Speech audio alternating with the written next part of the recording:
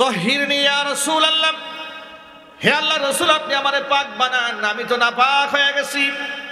আল্লাহর হাবিব বললেন ওয়াইহাক ওয়াস্তাগফিরিল্লাহ ওয়া তুব ইলাইহি, চলে যাও তুমি আল্লাহর কাছে তওবা করো, আল্লাহ পাক তোমাকে মাফ করে দিবেন। তিনি চলে গেলেন।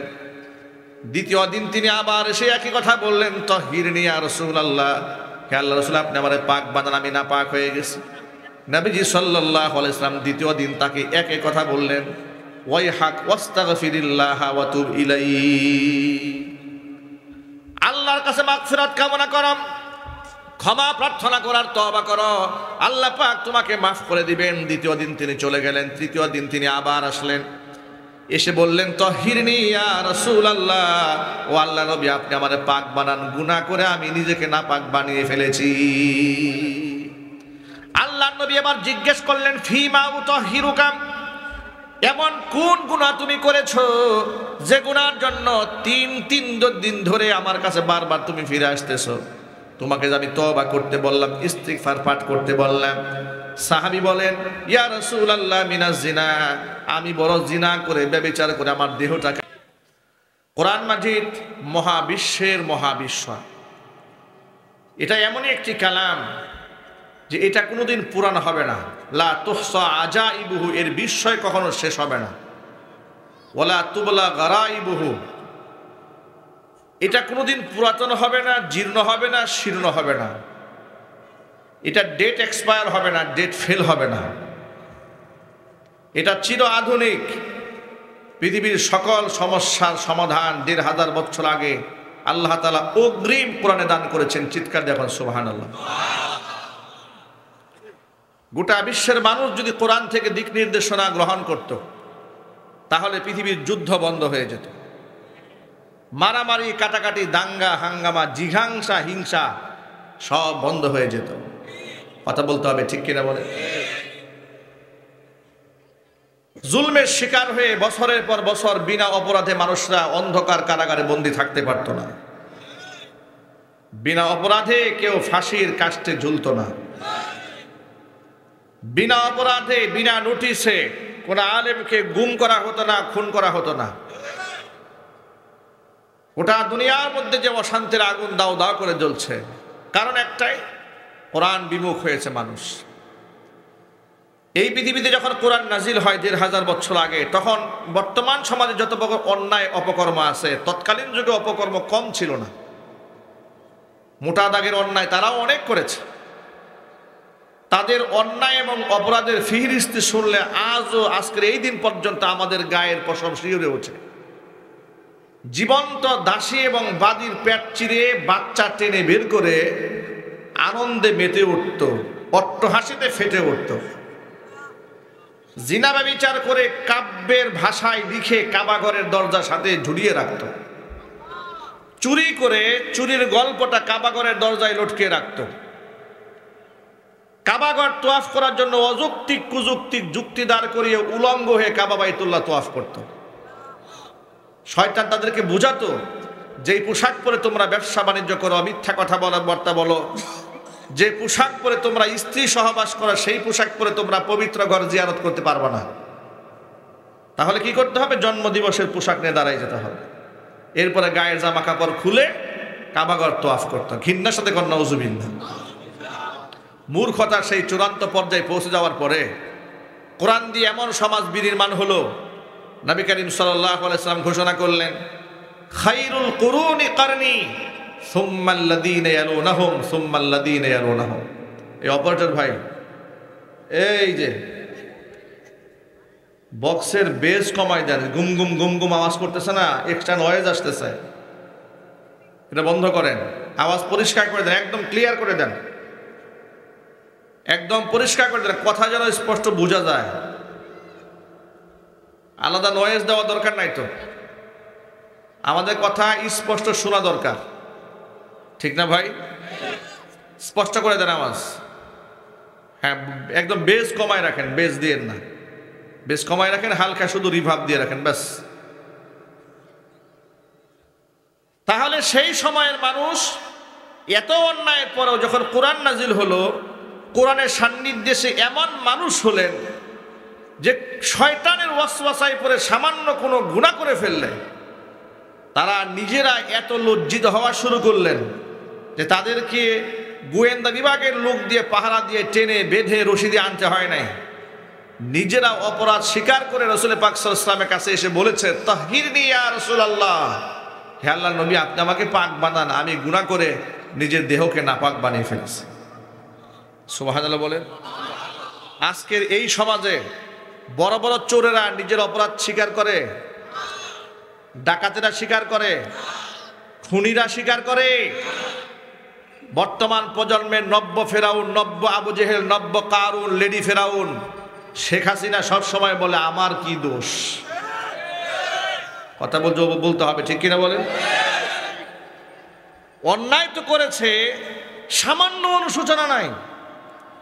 এই আজীব ব্যক্তি, সেটা কি জাতির উদ্দেশ্যে আজকে ভাষণ দেবে শুনলাম, সেই উপলক্ষে তার জন্য ঢাকা শহরে তুহফা পাঠানো হচ্ছে, হাদিয়া পাঠানো হচ্ছে। 32 নম্বরের বাড়ি বুলডোজার দিয়ে এদেশের ছাত্র জনতা ভেঙে গুড়িয়ে দিচ্ছে। এটা হচ্ছে তার জাতির উদ্দেশ্যে নির্লজ্জ ভাষণ দেওয়ার প্রচেষ্টা যেটা করেছিল, জাতির পক্ষ থেকে তাকে উপহার দেওয়া হয়েছে। কথা বলতে হবে, ঠিক কিনা? আমাদের বার্তা বড় পরিষ্কার।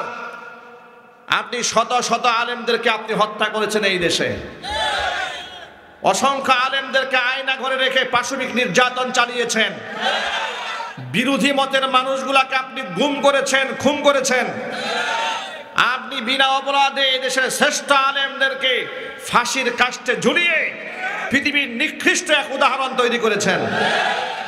জুলাই আগস্টের বিপ্লবে ২৫০০ মানুষকে ঠান্ডা মাথায় আপনি খুন করেছেন, শিশু বাচ্চাদেরকে আপনারা খুন করেছেন।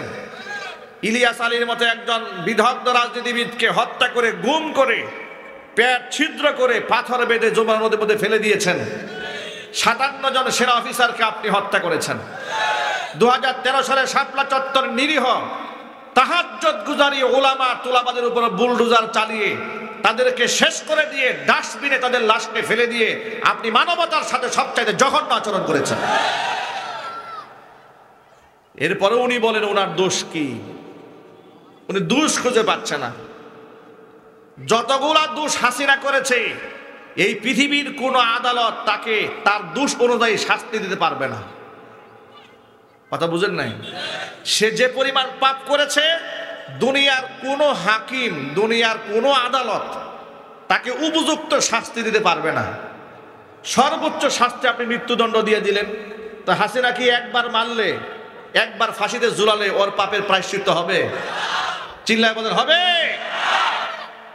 কোরআনে কারীম যেখানে বলে দিয়েছে, وَكَتَبْنَا عَلَيْهِمْ فِيهَا أَنَّ النَّفْسَ بِالنَّفْسِ وَالْعَيْنَ بِالْعَيْنِ وَالْأَنْفَ بِالْأَنْفِ وَالْأُذُنَ بِالْأُذُنِ وَالسِّنَّ بِالسِّنِّ وَالْجُرُوحَ قِصَاص।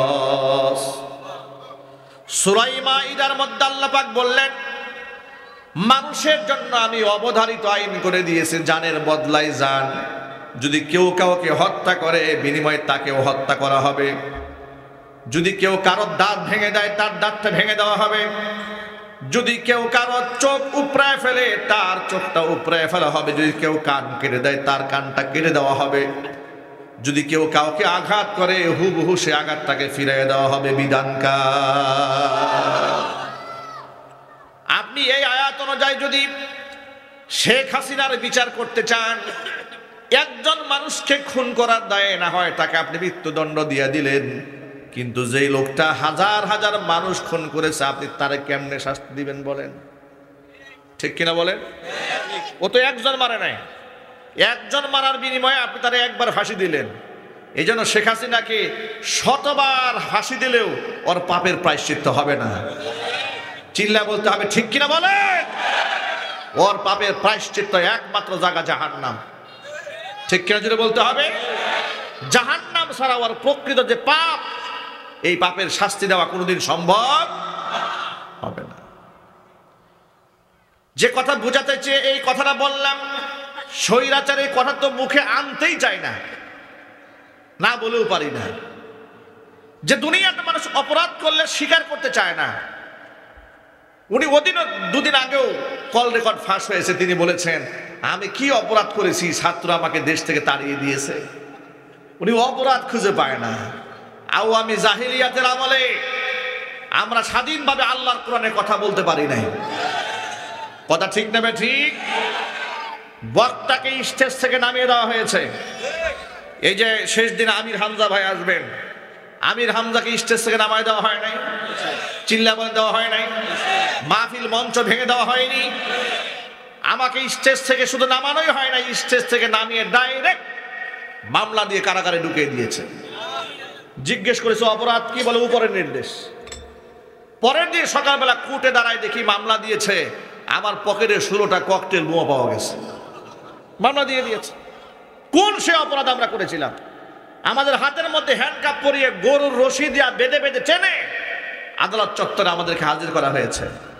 কয়েকদিন আগে দেখলাম নৌ পরিবহন মন্ত্রী শাহজাহান খান, উনি নাকি বিচারককে বলেছে যে আমাদের হাতে আপনারা হ্যান্ডকাপ দেন, আমরা 4-5 বারের এমপি মন্ত্রী, আমাদের বড় শরম হয়, মান সম্মান নষ্ট হয়। আমার ওই এর সম্মান দেখে আমার ইবলিশের কথা মনে পড়ছে। ইবলিশেরও কিন্তু একটা শরম আছে। শরম নাই? কথা বলে শরম নাই ইবলিশের? ইবলিশের যে শরম আছে একটা হাদিস বলে সহজে বুঝতে পারবে। মুসা কালিমুল্লাহ আল্লাহর সাথে দেখা করতে কথোপকথন করার জন্য যাচ্ছেন তুর পাহাড়ে। এমন সময় শয়তানের সাথে নবী মুসা কালিমুল্লাহর দেখা হয়ে গেল। মুসা কালিমুল্লাহকে শয়তান ডেকে বলল, আল্লাহর নবী মুসা আপনি তো তুর পাহাড়ে যাচ্ছেন, আল্লাহর সাথে কথা বলবেন। বলে হ্যাঁ। তো আল্লাহর সাথে যখন আপনি কথা বলবেন ওই সময় আমার পক্ষ থেকে একটা আবদার আল্লাহর কাছে পেশ করবেন। বলে আবদারটা কি? আবদার হলো আপনি আল্লাহকে বলবেন আমি শয়তান, আমি আল্লাহর কাছে তওবা করতে চাই, আমার জন্য কি তওবার কোনো দরজা খোলা আছে নাকি, এটা আপনি আল্লাহকে বলবেন। বলছে আচ্ছা ঠিক আছে, তুমি যেহেতু বলেছো তওবা করতে চাও, আমি আল্লাহকে বলবো। আল্লাহ রাব্বুল আলামিনের সাথে কথোপকথন হলো। মুসা কালিমুল্লাহ আল্লাহ পাককে ডেকে বললেন, রব্বুল আলামিন শয়তানের সাথে রাস্তায় দেখা হয়েছিল, সে একটা আরজি পেশ করেছে তোমার কাছে, সে জানতে চেয়েছে তার জন্য কি তওবা দরজা খোলা আছে নাকি। আল্লাহ পাক বলেন মুসা রে, ও তো তওবা করবে না। আল্লাহ পাক জানেন না? ভবিষ্যৎ কে জানেন? আল্লাহ জানেন। আল্লাহ ও তো বলেছে খোলা আছে কিনা, বলে হ্যাঁ আছে। শয়তানের জন্য তওবার দরজা খোলা আছে, পদ্ধতি বলে দাও, তুমি তাকে বলে দিও সে যদি তওবা করতে চায়, যে অন্যায়ের কারণে তাকে আমি মারদুদ বানিয়ে দিয়েছি, রাজিম বানিয়ে দিয়েছি, আদমকে সিজদা না দেওয়ার কারণে। আদম যেহেতু এখন আর বেঁচে নাই, আদম তো মারা গেছে, কবরে চলে গেছে। মৃত আদমের কবরের সামনে গিয়ে যদি সে সিজদা দেয় আর আমি আল্লাহর কাছে মাফ চাই, আমি অবা আজাজিল ইবলিস শয়তানকে আমি আল্লাহ মাফ করে দিব। এবার নবী মুসা কালিমুল্লাহ পাহাড় থেকে নেমে এলেন, শয়তান অপেক্ষা আছে। এবার জিজ্ঞেস করলেন কি ব্যাপার ও আল্লাহর নবী মুসা, আপনি কি আমার কথা মনে ছিল আপনার? আমার কথা বলেছিলেন আল্লাহর কাছে? বলে নিশ্চয়ই বলেছিলাম। আল্লাহ কি বলেছেন? আমার জন্য কি তওবার দরজা কি খোলা আছে নাকি? বলে হ্যাঁ খোলা আছে। যে আদমকে তুমি সিজদা না দেওয়ার কারণে আল্লাহ পাক তোমাকে রাজিম বানিয়ে দিয়েছেন, মারদুদ বানিয়ে দিয়েছেন, ওই মৃত আদমের কবরের সামনে গিয়ে সিজদা দিয়ে আল্লাহর কাছে যদি তুমি মাফ চাও, আল্লাহ পাক তোমাকে মাফ করে দিবেন। শয়তান বলে আদম যখন জিন্দা ছিল তখনই সিজদা দেই নাই, মরে গেছে সিজদা দেব, আমার একটা মান সম্মান আছে না? কথা বুঝতে পেরেছেন? আমার কি একটা মান সম্মান আছে না? ওই যে শয়তান যে বলে আমার একটা মান সম্মান আছে না, এর মান সম্মান আর জুলাই আগস্টের গণহত্যাকারীদের মান সম্মান সমান সমান।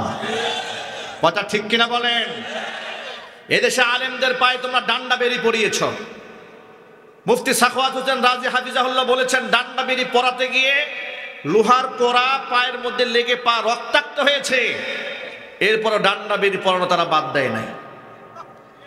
আলেমদেরকে এমন ভাবে আদালতে তোলা হতো মনে হচ্ছে বিশ্বের সবচেয়ে বড় গুন্ডা মাস্তানকে তোলা হচ্ছে, সন্ত্রাসীকে তোলা হচ্ছে। কথা বলতে হবে ঠিক কিনা? যে আলেমদের হস্তকে চুম্বন করে লোকেরা গর্ববোধ করত, যে আলেমদেরকে বুকের সাথে আলিঙ্গন করে কপাল চুমা দিতে পারলে সারা জীবন লোকেরা শুকরিয়া সেজদা করেছে রবের সামনে, এমন সম্মানিত বড় বড় আলেমদের পায়ে তোমরা ডান্ডা বেরিয়ে পড়িয়েছো, কবরের মধ্যে গরুর রশি লাগিয়েছো।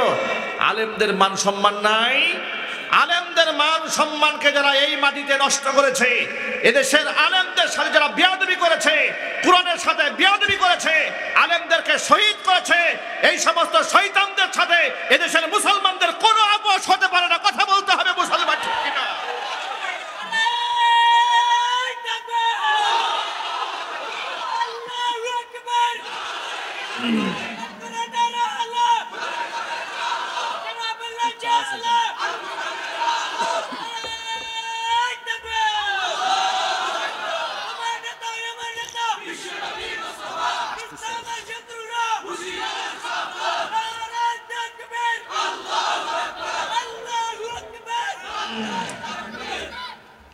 ভাইরা আমার, খবরদার খবরদার আলেম বিদ্বেষী হতে যাবেন না। আল্লাহ পাক কিন্তু আপনাকে লাঞ্ছিত করেই ছাড়বেন।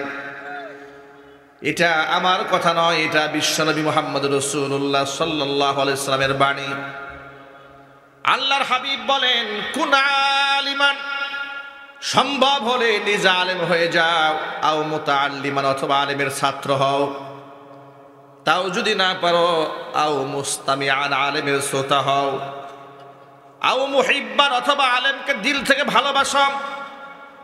কয়টা পয়েন্ট? কয়টি? এক নাম্বার কোন আলিমান, নিজে আলেম হয়ে যাও। দুই নাম্বার আও মুতাআল্লিমান, অথবা আলেমের ছাত্র হও। তিন নাম্বার আও মুস্তামিআন, আলেমের শ্রোতা হও।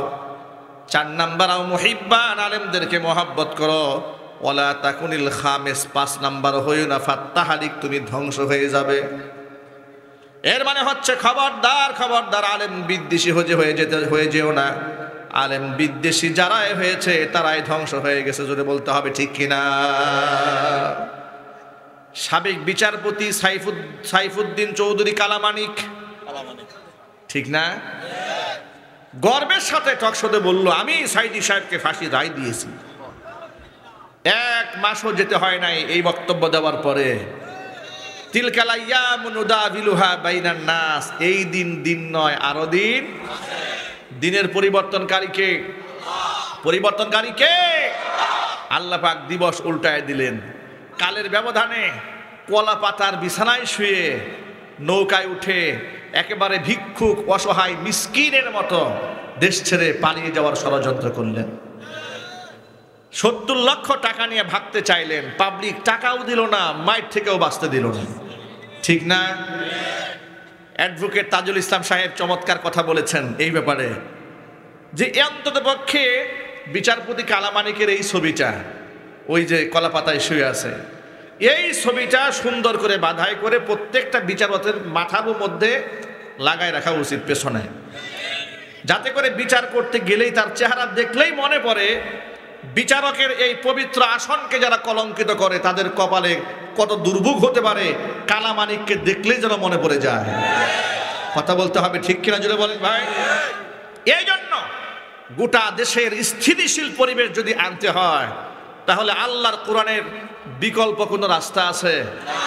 আরো যদি বলেন ভাই, আছে? নাই। আপনি বলবেন তো কোরআন দিয়ে হবেটা কি? আমি কয়েকটা এক্সাম্পল দেই, ভালো করে শোনেন। মাইজ ইবনে মালিক আল আসলামি আল আনসারী রাদিয়াল্লাহু তাআলা আনহু রাসূলের কাছে আসলেন, এসে বললেন, তাহিরনি ইয়া রাসূলুল্লাহ, হে আল্লাহর নবী আপনি আমারে পাক বানান, আমি নাপাক হয়ে গেছি। এই বক্সের আওয়াজগুলো বন্ধ হয়ে গেছে, সাইড বক্স, মনিটর আওয়াজ বাজে না, আওয়াজ দেন। তাহিরনি ইয়া রাসূলুল্লাহ, হে আল্লাহর রাসূল আপনি আমারে পাক বানান, আমি তো নাপাক হয়ে গেছি। আল্লাহর হাবিব বললেন, ওয়াই হাক ওয়াস্তাগফিরিল্লাহ ওয়া তুব ইলাইহি, চলে যাও তুমি আল্লাহর কাছে তওবা করো, আল্লাহ পাক তোমাকে মাফ করে দিবেন। তিনি চলে গেলেন। দ্বিতীয় দিন তিনি আবার এসে একই কথা বললেন, তাহিরনি ইয়া রাসূলুল্লাহ, হে আল্লাহর রাসূল আপনি আমারে পাক বানান, আমি নাপাক হয়ে গেছি। নবীজি সাল্লাল্লাহু আলাইহি ওয়াসাল্লাম দ্বিতীয় দিন তাকে একই কথা বললেন, ওয়াই হাক ওয়াস্তাগফিরিল্লাহ ওয়া তুব ইলাইহি, আল্লাহর কাছে মাগফিরাত কামনা করো, ক্ষমা প্রার্থনা করার তওবা করো, আল্লাহ পাক তোমাকে মাফ করে দিবেন। দ্বিতীয় দিন তিনি চলে গেলেন। তৃতীয় দিন তিনি আবার আসলেন, এসে বললেন তাহিরনি ইয়া রাসূলুল্লাহ, ও আল্লাহ নবী আপনি আমারে পাক বানান, গুনাহ করে আমি নিজেকে নাপাক বানিয়ে ফেলেছি। আল্লাহ নবী আবার জিজ্ঞেস করলেন ফিমা উতাহিরুকা, এমন কোন গুনাহ তুমি করেছো যে গুনার জন্য তিন দিন ধরে আমার কাছে বারবার তুমি ফিরে আসতেছো? তোমাকে যে আমি তওবা করতে বললাম, ইস্তিগফার পাঠ করতে বললাম। সাহাবী বলেন ইয়া রাসূলুল্লাহ মিনাজ জিনা, আমি বড় জিনা করে ব্যভিচার করে আমার দেহটাকে আমি নাপাক বানায় ফেলেছি, আপনি আমাকে শাস্তি দেন। ব্যভিচারের শাস্তি ইসলামে বড় মারাত্মক। অবিবাহিত হলে সাজা হচ্ছে 100 করে দুর্রা মারা হবে ছেলে এবং মেয়েকে।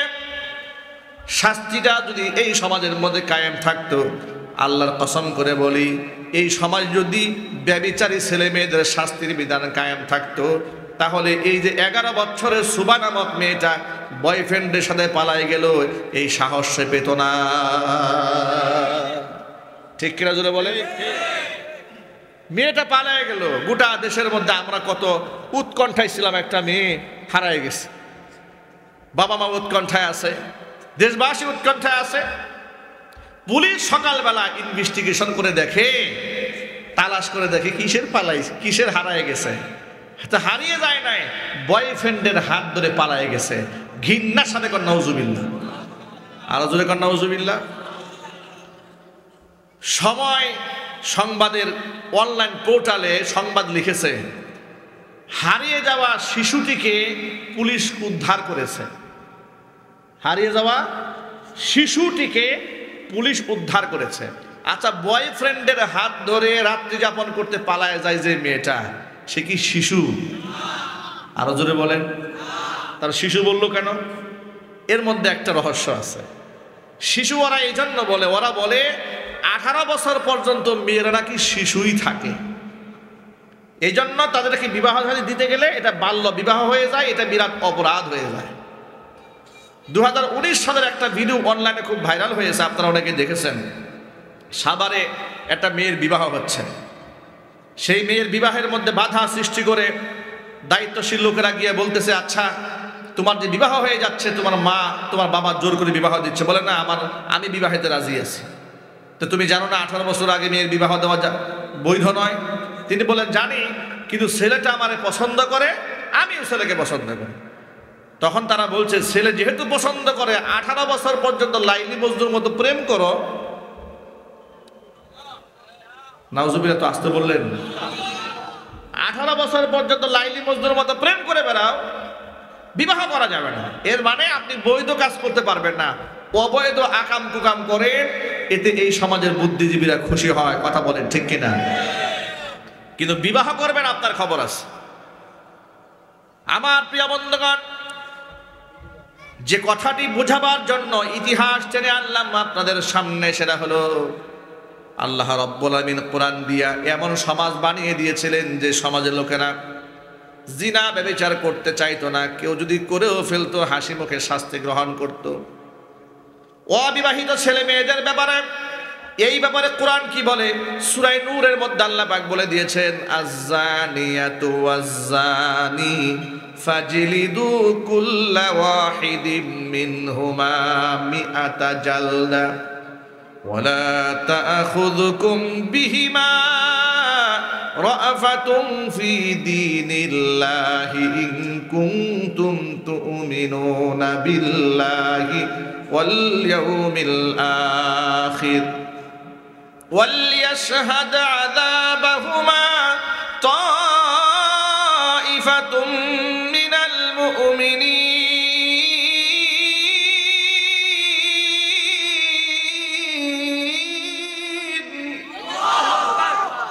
আল্লাহ পাক বলেন, জেনাকার নারী পুরুষ, ব্যভিচারী নারী পুরুষ প্রমাণ যদি পাওয়া যায়, প্রকাশ্য দিবালোকে মানুষের সামনে তাদেরকে শাস্তি দেবে। ফাজলিদু কুল্লা ওয়াহিদিম মিনহুমা মিআতা জালদা, নারী হোক আর পুরুষ হোক উভয়কে তোমরা শাস্তি দিবা, উভয়কে 100 করে দুর্রা মারতে হবে। বিধানকার আরো জোরে বলেন, ওয়ালা তা'খুযুকুম বিহিমা রা'ফাতুন, এই শাস্তি প্রয়োগ করতে গেলে তোমাদের অন্তরে যেন আবার এই আসামিদের জন্য মায়ার উদ্রেক না হয়। সুবহানাল্লাহ। দেখেন, আসামিদের জন্য কিছু মায়া দেখালে কি হবে? জিনা ব্যভিচার আরো বেড়ে যাবে। এই যে মেয়েটি অসুস্থ ক্যান্সারের রোগে আক্রান্ত, তার মাকে ঘরের মধ্যে বিছানায় রেখে টিকটকে প্রেম করে অবৈধ সম্পর্ক করে বয়ফ্রেন্ডের সাথে ডেটিংয়ে চলে গেছে, নাউজুবিল্লাহ, সে কি ভালো কাজ করেছে? আরো জোরে বলতে হবে, নিঃসন্দেহে খারাপ কাজ করেছে। খারাপ কাজ করলে নিন্দা হবে না প্রশংসা হবে? গোটা দেশে নিন্দার ঝড় উঠেছে।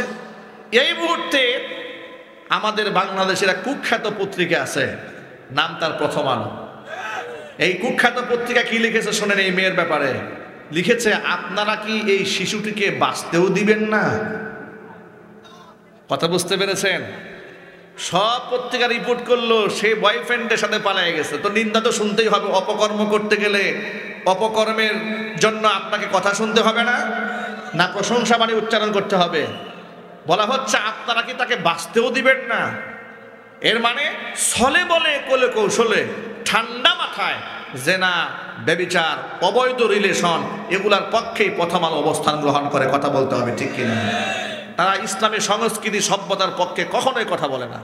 এই জন্য প্রথম আলো পত্রিকা দেশ এবং জনগণের শত্রু পত্রিকা, ধর্মের শত্রু পত্রিকা। কথা বলতে হবে, ঠিক কিনা? আপনারা পড়বেন আমার দেশ পত্রিকা পড়বেন, প্রথম আলো পড়বেন না। কি পত্রিকা পড়বেন?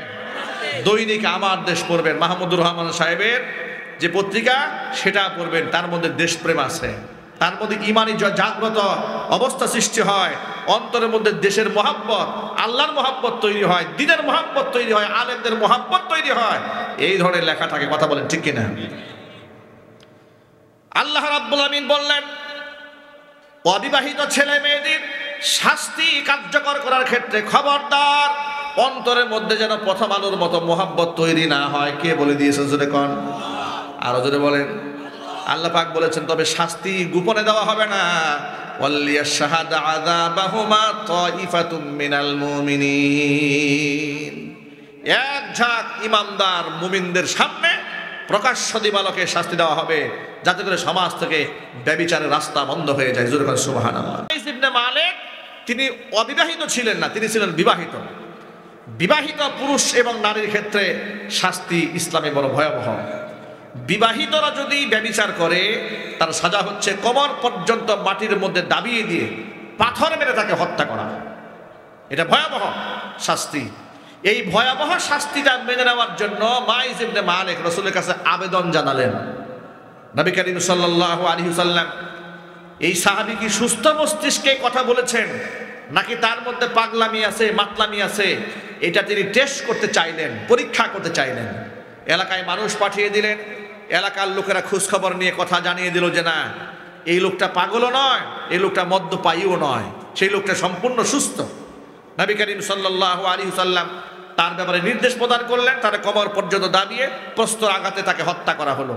ইতিহাস অনেক লম্বা, আমি আপনাদেরকে বোঝাতে চাই আল্লাহর নবী শুধু নামাজ রোজার কথা বলেছেন নাকি আইনও এই দেশে রাষ্ট্রের মধ্যে প্রয়োগ করেছেন? আইন প্রয়োগ করেছেন। আইনটা দিয়েছেন কে? বাস্তবায়ন করেছেন মুহাম্মদ রাসূলুল্লাহ সাল্লাল্লাহু আলাইহি ওয়াসাল্লাম। সে আইন আমাদের দেশে বাস্তবায়িত হোক, এটা আমরা চাই না? কারা কারা চান? হাত দেখতে চাচ্ছি। আল্লাহ রাব্বুল আলামিন কবুল করেন। জোরে কোন আমিন, আর জোরে কোন আমিন। দাও খোদা দাও আমায় আবার, ওমর দারাজ দিল। দাও খোদা দাও আমায় আবার, ওমর দারাজ দিল। দাও আলীর মতো বীর সেনানী, আলীর মতো বীর সেনানী, জাগাতে নিখিল। দাও খোদা দাও আমায় আবার, ওমর দারাজ দিল। জোরে কোন আমিন। ভাইরা আমার, তাহলে কোরআনে কারিমের আলোয় আলোকিত হয়ে সাহাবায়ে কেরাম এমন সোনার মানুষে পরিণত হয়ে গেলেন। নবী করিম সাল্লাল্লাহু আলাইহি ওয়াসাল্লাম প্রশংসা বাণী উচ্চারণ করে বললেন, আসহাবি কান নুজুম ফাবিআইহিম ইকতাদাইতুম ইহতাদাইতুম। আমার সাহাবীরা আসমানের নক্ষত্র সমতুল্য। নাবিকরা মহাসমুদ্রের মধ্যে পথ যখন হারিয়ে যায়, নক্ষত্র দেখে যেমন তারা দিক নির্ণয় করতে পারে, কোনটা পূর্ব, কোনটা পশ্চিম, কোনটা উত্তর, কোনটা দক্ষিণ, এটা নাবিকরা যেমন তারকা দেখে ঠিক করে নেয়, আমার সাহাবীরা আমলের ক্ষেত্রে, ইমানের ক্ষেত্রে, আকীদার ক্ষেত্রে তারা তো এক একজন তারকা সমতুল্য। তোমরা যদি এই দুনিয়াতে আমার লক্ষ লক্ষ সাহাবীদের মধ্যে যে কোনো একজন সাহাবীকে তোমরা ফলো করো, অনুসরণ করো, নিঃসন্দেহে তোমরা হেদায়েত প্রাপ্ত হয়ে যাবে। জোরে বলেন সুবহানাল্লাহ। ভাইরা আমার, কোরআনে কারীম থেকে আপনাদের সামনে আজকে আমি ছোট্ট একটা আয়াতে কারিমা তেলাওয়াত করেছি। সূরা নূরের 32 নম্বর আয়াত। আয়াতের মধ্যে আল্লাহ পাক বলছেন, ওয়া আনকিহুল আয়ামা মিনকুম, তোমরা তোমাদের মধ্যে অবিবাহিত মেয়ে যারা আছে তাদেরকে বিবাহ দিয়ে দাও।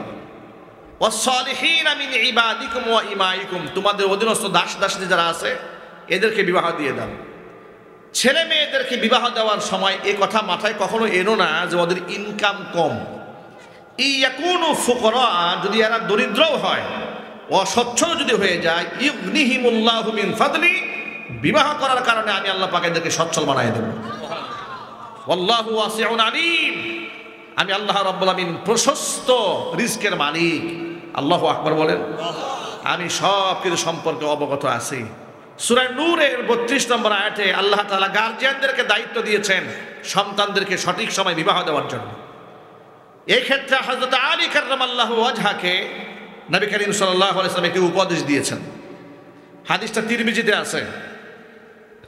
আল্লাহর নবী তার মেয়ের জামাই আলীকে ডাক দিয়ে বলে, ইয়া আলী, সালাসুন লা তুআখিরহা, তিনটা কাজে তুমি কখনো বিলম্ব করবে না। কয়টি কাজে? তিনটা আঙ্গুল উঁচা করেন। তিনটি কাজে বিলম্ব করতে আল্লাহর নবী নিষেধ করেছেন। কাকে নিষেধ করলেন? হযরত আলী কাররামাল্লাহু ওয়াজহাকে বললেন। আলীকে ডাক দিয়ে বলে, আলী, সালাসুন লা তুআখিরহা, তিনটা কাজে কখনো বিলম্ব করবে না। এক নাম্বার, আস-সালাতু ইযা আনাত, নামাজের ওয়াক্ত যখন হয়ে যায় নামাজ আদায় করার ক্ষেত্রে বিলম্ব করবে না।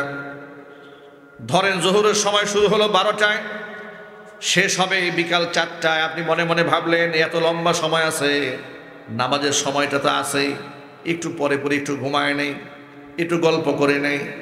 জামাত হয়ে যাচ্ছে, আপনি খবর নিলেন না, মনে মনে ভাবলেন জামাত হয়ে যাক না কেন, নামাজের সময় তো শেষ হয়ে যায় নাই। এরকম অনেক সময় হয় না? দোকানে বসে আছে, জামাত হচ্ছে মসজিদে, তখন কেউ বলে যে ভাই জামাত হয়ে যাচ্ছে, অসুবিধা নাই তো, টাইম তো আছে, আমরা পড়ে নেব, অসুবিধা নেই। এ কথা বলে উনি রিলিজ দিলেন জামাত থেকে। আপনাকে শয়তান এখানে বসিয়ে রাখতে রাখতে রাখতে রাখতে ওয়াক্ত পার করে নামাজ কাজা করে আপনার আসরের ওয়াক্তে ঢুকাই ফেলবে। ঠিক কিনা জোরে বলেন? এই জন্য আল্লাহর হাবিব সাল্লাল্লাহু আলাইহি সাল্লাম বলেন, আস-সালাতু ইযা আনাত, নামাজের ওয়াক্ত হয়ে গেলে কাজের দোহাই দেবেন না। কখনো কাজকে বলবেন না যে আমার এখন আমি খুব ব্যস্ত, অতএব নামাজটা একটু পরে পড়ি, এটা বলা যাবে না। নামাজকে বলো না কাজ আছে, কাজকে বলো আমার নামাজ আছে। ঠিক কিনা বলেন? নামাজকে বলো না কাজ আছে, কাজকে বলো আমার নামাজ আছে।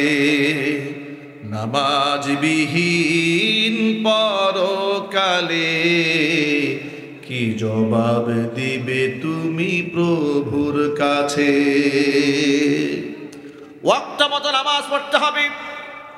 নামাজের ওয়াক্ত হয়ে গেল, সালাতু ইযা আনাত, নামাজে বিলম্ব করবে না। 2 নাম্বার, ওয়াল জানাজাতু ইযা হাদারাত, জানাজার নামাজ হাজির হয়েছে, জানাজা বিলম্ব করা যাবে না।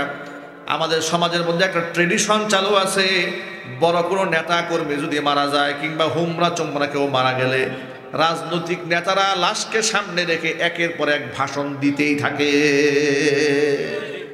শুধু নোয়াখালীতে এরকম হয় না মনে হয়, এমনকি মাঝে মাঝে দেখা যায় লাশের সামনে দাঁড়িয়ে রাজনীতি শুরু হয়ে গেছে, ঠিক না ভাই? ওখানে গিয়েও রাজনীতি না, এগুলো করা যাবে না। ওয়াল জানাজাতু ইযা হাদারাত, জানাজা উপস্থিত হয়েছে, কাল বিলম্ব নয়, দ্রুত জানাজা শেষ করে তার কবরে মাদফন করে। এটা 2 নাম্বার। 3 নাম্বার, ওয়াল আইয়িমু ইযা ওয়াজাদতা লাহা কুফুয়ান, অবিবাহিত মেয়ের জন্য উপযুক্ত পাত্র পেয়ে গেছো, আবার অবিবাহিত ছেলের জন্য উপযুক্ত পাত্রী পেয়ে গেছো, এই ক্ষেত্রে কাল বিলম্ব করা যাবে না। অবশ্যই ছেলেকে উপযুক্ত সময় বিবাহ করিয়ে দাও, মেয়েকে উপযুক্ত সময় বিবাহ দিয়ে দাও। এর মধ্যেই কল্যাণ আছে। নবী করিম সাল্লাল্লাহু আলাইহি ওয়াসাল্লাম যুবকদেরকে ডেকে বললেন, ইয়া মা'আশারাশ শাবাব মান ইসতাতাআ মিনকুমুল বাআতা ফালইয়াতাযাওয়াজ ফাইন্নাহু আগাদ্দু লিল বাসারি ওয়া আহসানু লিল ফারাজি। ও যুব সম্প্রদায়ের লোকেরা, তোমাদের মধ্যে যাদের সামর্থ্য আছে তোমরা বিবাহ করে নাও, কারণ বিবাহ করলে চোখের হিফাজত হয়ে যাবে, লজ্জাস্থানের হিফাজত হবে। জোরে বলেন সুবহানাল্লাহ। এই ক্ষেত্রে মনে রাখতে হবে, নবী করিম সাল্লাল্লাহু আলাইহি সাল্লাম বলেছেন, তুনকাহুল মারআতু লিআরবাঈন, 4টি গুণ দেখে মেয়েদেরকে সাধারণ বিবাহ করা হয়। কয়টা গুণ দেখে? আল্লাহর নবী বলেন 4টি গুণ দেখে বিবাহ করা হয় মেয়েদের। 1 নাম্বার, লিজামালিহা, তার সৌন্দর্যতা দেখে মেয়েকে বিবাহ করা হয়। 2 নাম্বার, ওয়ালি মালিহা, তার সম্পদ দেখে করা হয়। 3 নাম্বার, ওয়ালি হাসাবিহা, তার বংশ দেখে বিবাহ করা হয়। 4 নাম্বার হচ্ছে ওয়ালি দীনিহা, তার ধার্মিকতা দেখে তাকে পছন্দ করা হয়, বিবাহ করা হয়। আল্লাহর হাবিব বলেন 4টা গুণের মধ্যে ফাযফার বিযাতিদ দ্বীন, 4 নাম্বার গুণটাকে প্রাধান্য দাও, তারিবাতি আদাকা। 4 নাম্বার গুণটাকে মানে ধার্মিকতার গুণটাকে যদি প্রাধান্য না দাও তাহলে তুমি ধ্বংস হয়ে যাবে। সুতরাং এখানে অনেক যুবক ভাইরা আছে, যুবক ভাইদেরকে বলছি, চেহারার সৌন্দর্যতা আসল সৌন্দর্যতা নয়, চরিত্রের সৌন্দর্যতাই হচ্ছে আসল সৌন্দর্যতা, ঠিক কিনা? চেহারার সৌন্দর্যতা দেখি সংসার থেকে, কথা বুঝেন নাই মনে হয়। শুধু চেহারার সৌন্দর্যতা দিয়ে কি চারিত্রিক সৌন্দর্যতা যদি না থাকে ওই সংসার কি টিকবে? এদেশের নায়িকাদের follower lakh lakh, million million follower. হঠাৎ করে একদিন আমার সামনে পরিমণির পেজ আসছে, দেখি ফলোয়ার 6 মিলিয়ন। আমি হতবাক হয়ে গেছি যে কি সত্য না মিথ্যা। এর মানে 1,60,00,000 ফলোয়ার একটা মহিলার। নাউজুবিল্লাহ বলেন। এদেশের মানুষকে আপনি কেমনে হেদায়েত করবেন? যুবকেরা, সব জায়গায় ফলো দিয়ে রাখা যাবে না, সব জিনিস দেখা যাবে না। সোশ্যাল মিডিয়া আপনি ইউজ করতে পারেন দেশের স্বার্থে, ইসলামের স্বার্থে, রাষ্ট্রের নিরাপত্তার স্বার্থে। সোশ্যাল মিডিয়া দিয়েই তো গোটা দেশের তাওহিদি মুসলমান 2024 জুলাই আগস্টে যে বিপ্লবটা সাধিত হয়েছে এটা সোশ্যাল মিডিয়ার কল্যাণে হয়েছে, কথা বলতে হবে, ঠিক কিনা?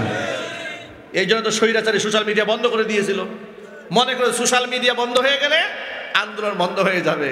কি সোশ্যাল মিডিয়া না থাকলে আন্দোলন হবে না? আরো জোরে বলেন। 71 এই দেশের লোকেরা রক্ত দিয়েছিল, সোশ্যাল মিডিয়া ছিল না? সোশ্যাল মিডিয়া ছিল না। এই দেশের লোকেরা এমনভাবে দেশপ্রেম নিয়ে অন্তরে রেখেছে, তারা যে সুরতেই স্বৈরাচারী তৈরি হোক না কেন, সেটা পাকিস্তানি হানাদার বাহিনীর সুরতে আসুক আর আওয়ামী জাহিলিয়াতের সুরতে আসুক, দেশের মানুষ মোকাবেলা করতে প্রস্তুত আছে। আপনারা কি প্রস্তুত আছেন তো? ইনশাল্লাহ। আল্লাহ কবুল করেন, জোরে কোন আমিন। প্রিয় ভাইয়েরা আমার, যে কথা বলার জন্য কথাটা বললাম সেটা হচ্ছে, একটা নায়িকার পেজের ফলোয়ার যদি 16 মিলিয়ন হয়, এটা এই জাতির জন্য লজ্জার, এই জাতির জন্য বড় শরমের কথা, বলেন ঠিক কিনা? আলেম ওলামার বয়ান এত মানুষ শুনে না, এই সমস্ত নিকৃষ্ট নর্তকীদের গান যত মানুষ দেখে। আল্লাহ সকলকে হেদায়েত দান করে, জোরে কোন আমিন। এই যে তার যে চেহারা এত সৌন্দর্যতা আছে, আমি একদিন পত্রিকাতে পড়লাম তার নাকি 5টা বিয়ে হয়েছে, 5টা স্বামী তাকে তালাক দিয়ে ডিভোর্স দিয়ে দিয়েছে। এর দ্বারা কি প্রমাণ হলো? চেহারার সৌন্দর্যতা মূল সৌন্দর্যতা নয়, চারিত্রিক সৌন্দর্যতাই হচ্ছে আসল সৌন্দর্যতা। নবী করিম সাল্লাল্লাহু আলাইহি সাল্লাম বলেছেন, চারটা গুণের মধ্যে ধার্মিকতার গুণকে প্রাধান্য দিবা, কারণ আল্লাহর কাছে মানুষ তাকওয়া দিয়ে মর্যাদাপূর্ণ হয়, সম্পদ দিয়ে কিংবা ক্ষমতা দিয়ে কিংবা সৌন্দর্য দিয়ে আল্লাহর কাছে দামি হওয়া যায় না। নবী করিম সাল্লাল্লাহু আলাইহি ওয়াসাল্লাম একজন সাহাবী ছিলেন, নাম ছিল জুলাইবিব রাদিয়াল্লাহু তাআলা আনহু। তিনি কালো মানুষ ছিলেন, কিন্তু রাসূল তাকে এত মোহাব্বত করতেন, স্নেহ করতেন, হুজুর বলতেন জুলাইবিব আমি রাসূলের, আমি রাসূল আমার জুলাইবিবের। এটা কালো মানুষকে রাসূল পাক সাল্লাল্লাহু আলাইহি ওয়াসাল্লাম এত মোহাব্বত করতেন। জুলাইবিব একদিন আল্লাহ রাসূলের সামনে এলেন, এসে বলছে ইয়া রাসূলুল্লাহ, জান্নাতে যে হুরের বর্ণনা আপনি আপনার জবান থেকে করেছেন, জান্নাতে যে হুরের বর্ণনা সূরা আর রহমানের মধ্যে আছে, আমার মতো কালো মানুষ যদি জান্নাতে যায় আল্লাহ পাক কি আমাকে হুর দিবেন নাকি? নবীজি সাল্লাল্লাহু আলাইহি ওয়াসাল্লাম বুঝতে পেরেছেন যে জুলাইবিব কালো হওয়ার কারণে মনের মধ্যে যে কোনো কারণে কষ্ট আছে। হুজুর তাকে জিজ্ঞেস করলেন ইয়া জুলাইবিব হাল্লা তাতাজাওয়াজ, তুমি বিবাহ করো না কেন? জুলাইবিব বললেন নবীজি আমি একজন কালো মানুষ, আমার মতো কালো মানুষকে কে বিবাহ করবে? আমার সম্পদ নাই, ধন সম্পদ নাই, বংশ মর্যাদাও নাই, আমার মতো নিম্ন শ্রেণীর একটা মানুষকে জীবন সঙ্গী হিসেবে গ্রহণ করবে এমন মানুষ কি মদিনায় আছে নাকি? আল্লাহ নবী সাল্লাল্লাহু আলাইহি ওয়াসাল্লাম তার বিবাহের দায়িত্ব গ্রহণ করলেন। চতুর্দিক থেকে জুলাইবিবের জন্য নবীজি পাত্রী তালাশ করা শুরু করলেন। পাত্রী খুঁজতে খুঁজতে খুঁজতে খুঁজতে শুনতে পেলেন আনসারী একজন সাহাবীর ঘরে একজন সুন্দরী বিবাহের উপযুক্ত মাইয়া আছে। নবীজি সাল্লাল্লাহু আলাইহি ওয়াসাল্লাম তাকে ডাকলেন, আনসারী সাহাবীকে ডেকে বলছেন তোমার ঘরে বিবাহের উপযুক্ত মেয়ে আছে? বলে হ্যাঁ আছে। বিবাহ দেব? বলে নিশ্চয় দেব। আমি তোমার মেয়ের বিবাহের জন্য পয়গাম পেশ করলাম। সাহাবী আনন্দে আত্মহারা হয়ে গেছে, রাসূল আমার মেয়ের জন্য বিবাহের পয়গাম পাঠিয়েছে।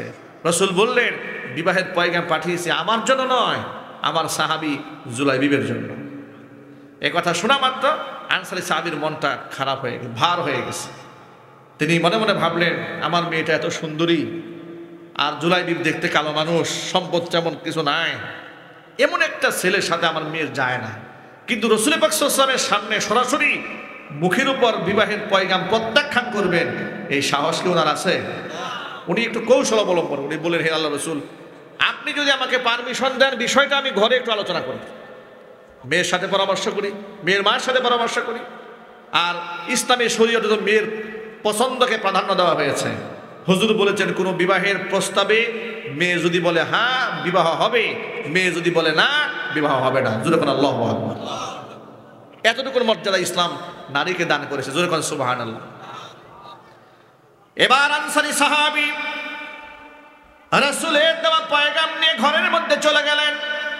মনে মনে ভাবলেন এই কথা মেয়ের সামনে ভুলে উচ্চারণ করা যাবে না, মেয়ে মনে কষ্ট পাবে, এর চেয়ে ভালো বউয়ের কাছে বলি নিরিবিলি একাকী।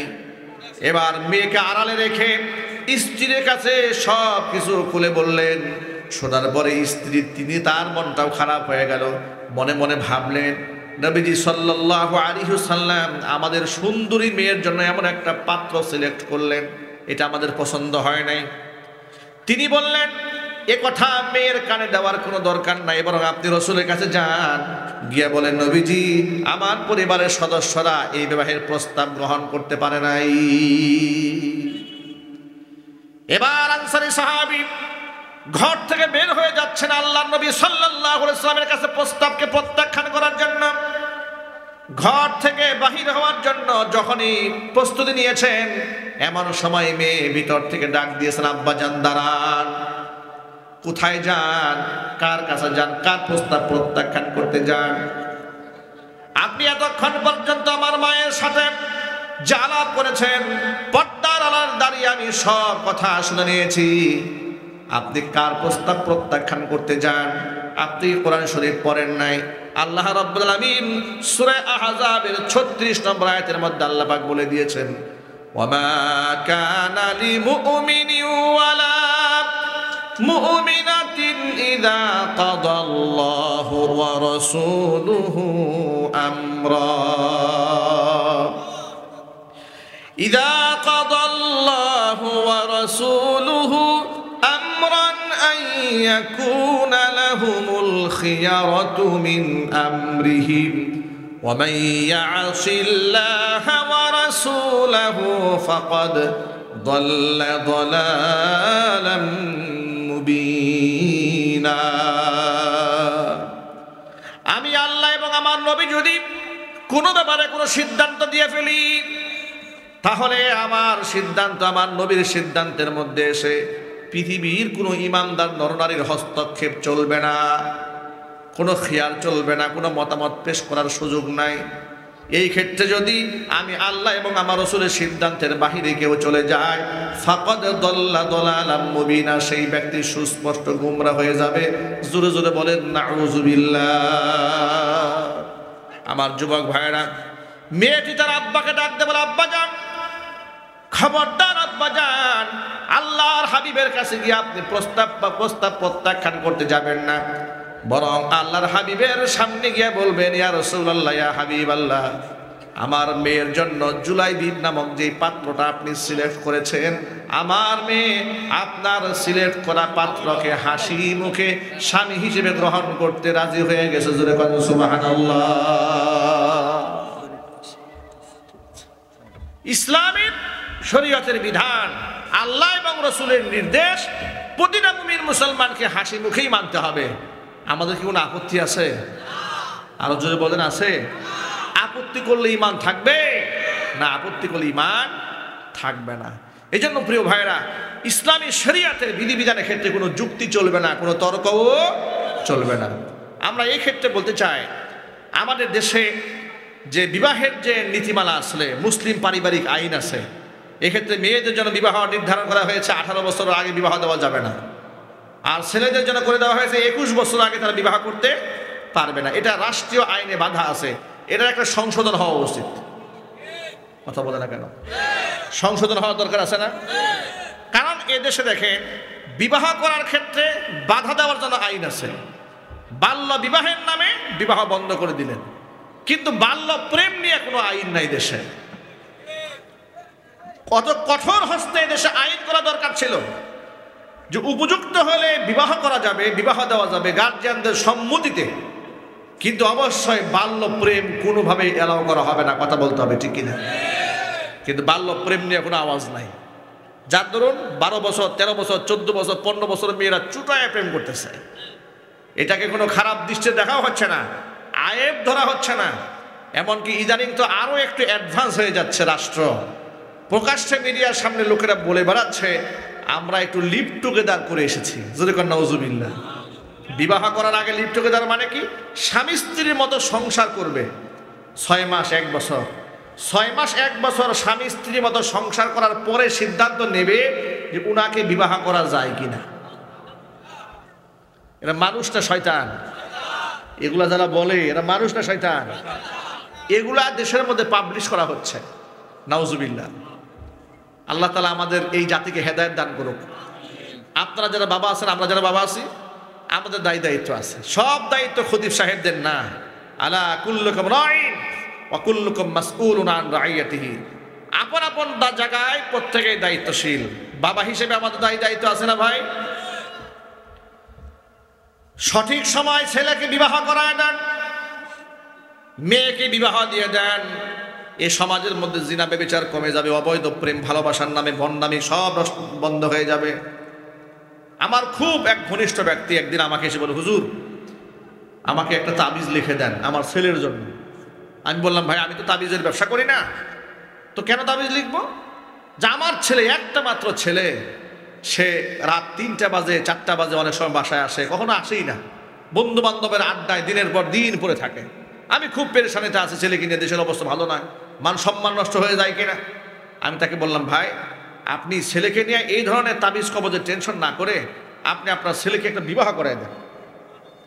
এই কথা বলার পরে উনি আমাকে বলে, হুজুর এটা কোনো কথা বললেন? আমার ছেলের মাত্র 21 বছর বয়স, মাত্র 21 বছর বয়স, ইউনিভার্সিটি ভর্তি হয়েছে উত্তরাতে, আর আপনি এখন বিবাহ করতে বলতেছেন? ওর একটা ক্যারিয়ার আছে না, সামনে ফিউচার আছে না।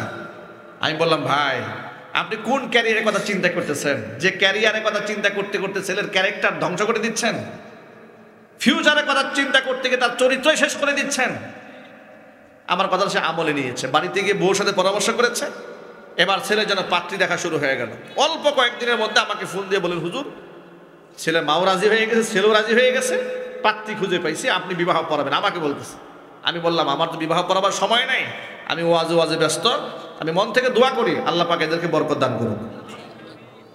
বিবাহ করার সম্ভবত সপ্তাহ 10 দিন পরে আমি উইলিংলি ফোন দিয়েছি ওনাকে। ফোন দিয়ে জিজ্ঞেস করলাম, ভাই কি অবস্থা, ছেলের কি হালাত বলেন এবার শুনে একটু।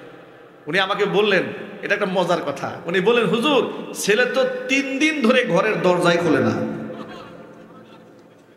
যে ছেলে রাত 3টায় বাড়ি আসে না, 4টায় বাড়ি আসে না, কখনো বাড়ি আসেই না, সেই ছেলে 3 দিন হয়ে গেছে দরজাই খুলে না। তখন আমি হাসি দিয়ে বললাম, বুঝতে পেরেছেন তো ছেলের কোন তাবিজটা দরকার ছিল? ঠিক কিনা ছিল বলে? সমস্যা যেখানে আপনাকে সমাধান করতে হবে সেখানে, ওখানে যদি সমাধান না করে আপনি উল্টা পাল্টা জায়গায় গিয়ে সমাধান খুঁজেন, তাহলে কি কাজ হবে?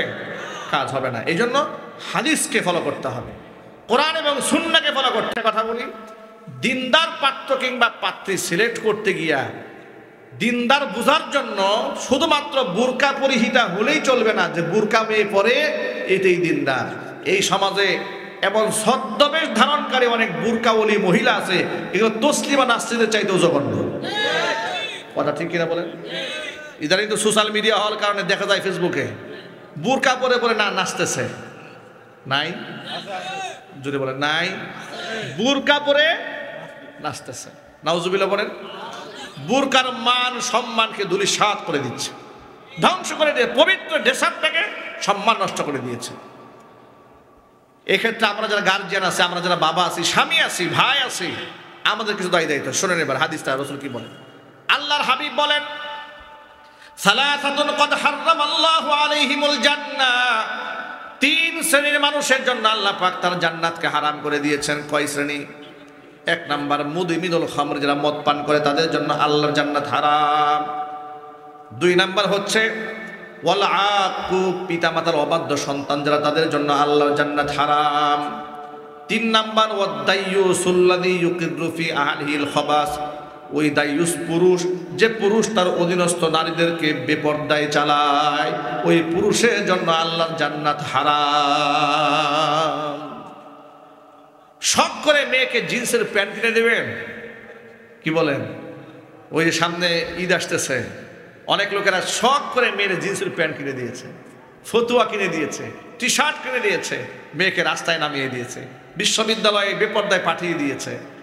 এরপরে নাস্তিকদের সাথে মিলেমিশে মেয়ে কয়েকদিন পরে বক্তব্য দেওয়া শুরু করে, দেহ আমার, সিদ্ধান্ত আমার। ঘৃণার সাথে কন্যা উজুবিল্লাহ। আল্লাহ আমাদেরকে হেদায়েত দান করুক। যাদের বাবা মা বেঁচে আছে, আমরা পিতামাতার প্রতি সর্বোচ্চ শ্রদ্ধাশীল হব, যেরকম ইনশাআল্লাহ। যাদের ঘরে স্ত্রী কন্যা আছে, আমরা আমাদের কন্যাদেরকে পর্দায় রাখবো, শারঈ পর্দা মেনটেন করাবো, যেরকম ইনশাআল্লাহ। 3 নাম্বার মুদমিনুল খামর, মদ্যপান, মাদক সেবনের সাথে কোনো মুসলমানের সন্তানের সম্পর্ক থাকতে পারে না। ইয়াং ছেলেরা, ইয়াং যুবক ভাইরা তোমরা আসো, তোমাদেরকে বলবো, মদ তো অনেক এক্সট্রিম লেভেলের হারাম। এর আগে প্রাইমারি লেভেলে যে মাদকগুলো আছে, যেমন বিড়ি, সিগারেট, তামাক, জর্দা, এগুলাও স্পর্শ করা যাবে না। ইনশাল্লাহ বলেন? যদি বলেন না ভাই ইনশাল্লাহ। মাদকের সাথে কি আমাদের কোনো সম্পর্ক থাকবে? মাদক কি দেশ, সমাজ, রাষ্ট্র এর কোনো কল্যাণ বয়ে আনে? না। মাদক সমাজে অশান্তি তৈরি করে, মান সম্মান নষ্ট করে দেয়, মানুষকে ছোট করে দেয়। সুতরাং মাদকের ভয়াবহ থেকে আল্লাহ তাআলা এই দেশ, এই জাতিকে হেফাজত করেন, যেরকম আমিন। তো সেই ক্ষেত্রে ছোট্ট করে একটা কথা বলে দেই, আগামীর বাংলাদেশ ইসলামের বাংলাদেশ যদি না হয়, কোরআনের দেশ যদি না হয়, তাহলে আপনি ওয়াজ করে এই দেশ থেকে মাদক বন্ধ করতে পারবেন না, ওয়াজ করে সুদও বন্ধ করতে পারবেন না, ঘুষও বন্ধ করতে পারবেন না, দুর্নীতিও বন্ধ করতে পারবেন না। ওয়াজের সাথে, নসিহতের সাথে আল্লাহ প্রদত্ত আইন এই সমাজে বাস্তবায়ন করার ক্ষেত্রে সংগ্রামী ভূমিকা রাখতে হবে। রাজি আছেন কারা কারা? তো হাত দেখতে চায়।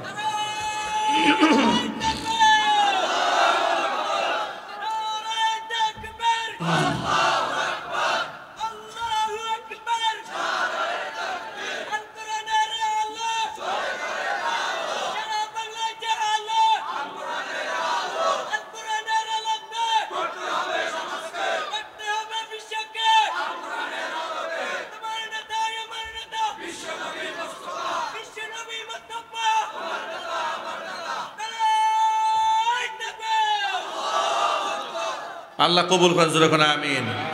যারা আল্লাহর পথে চলে, আল্লাহর কথা বলে, আল্লাহকে ভালোবেসে সপেছে জীবন, তাদের কিসের ভয়, কে করে পরাজয়, শহীদি তামান্নাতে নাচে তার মন।